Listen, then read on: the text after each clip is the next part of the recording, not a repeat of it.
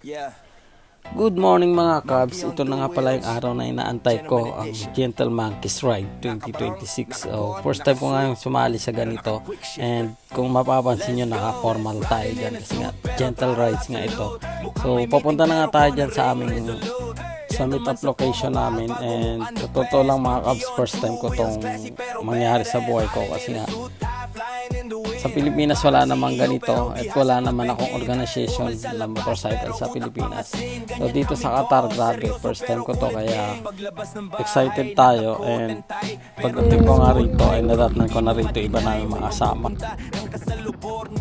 Pero pagbukas ng throttle parang drag racing, briefcase sa likod pero tools palalaman, shiny shoes pero naka-quick shifter naman. Yung iba naka-leather jacket, kami naka-suit. Pag nagbang sa Habang nagkikwentuhan niya kami, isa-isa na rin dumarating ang mga kasama namin. lumilipad, helmet naka-dark din, feeling secret agent agad. Pag stoplight ang linis namin tingnan, pero pag green na yun na kinalimutan ng sopan. Riding in a suit pero throttle absolute, mukhang may meeting pero cornering resolute.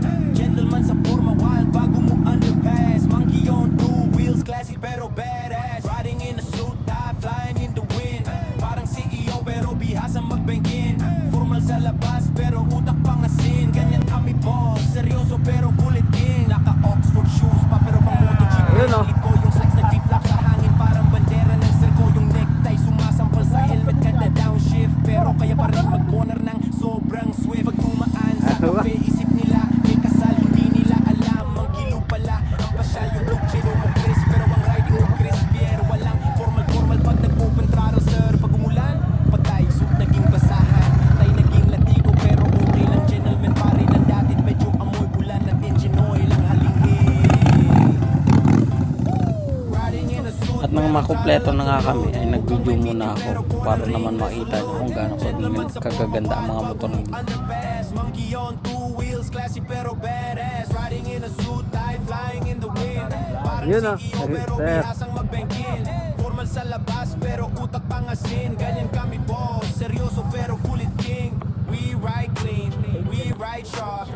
Dito nga pala meet up namin sa Flag Plaza, Corniche, and nandito na yung mga grupo. Nag-meeting nga kami saglit, and after nyan ay naghanda na rin kami para umalis. Pero hindi formal sa ride. Suits, ties, leather shoes, pero throttle like savage. See you sa next gentleman loop. Trooper rider sa kalsada ng Qatar. Monkey in two wheels, Venus represent. Pangalan pa lang, respeto agad. Let's ride!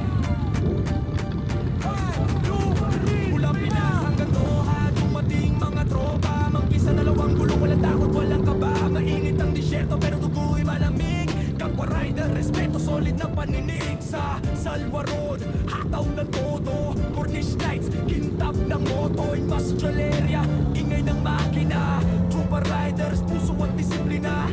Ryan Road hanggang Dukan Line. Lusa Iloop, diretsong fine. May sa i-twisty curve, walang mintis. Basta Pinoy, bihasa sa rin. Monkey in two wheels, trooper rider shine. Sa kalsada ng Qatar, kami ang laban. Monkey in two wheels, walang iwanan. Brotherhood forever, respeto at dangal. Monkey in two wheels, trooper rider shine. Sa kalsada ng Qatar, kami ang laban. Monkey in two wheels, walang iwanan. Brotherhood forever, respeto at dangal. Wakra Beach hanggang Alco Road, pagsabay-sabay, boom!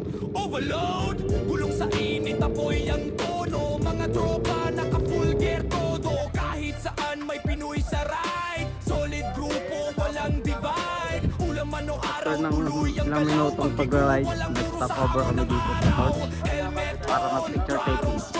Kalsadang ito, aming tongtron. Tunog makina parang tugtog ng puso. Tropa rider, respeto ng totoo. Hindi lang makina, to ay kultura. Close deal eh, no?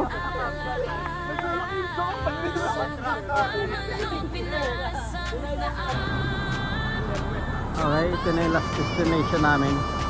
Breakfast ride na kami dito sa IHOP. Tropa rider sa poisada. Yung iba namin kagrupo, nag-exit na kasi nga may mga pasok pa yun. Pulong ng kapatiran, tropa riders, apoy sa daan. Pinoy ang tatak, Qatar to Pinas, walang urong, walang atak.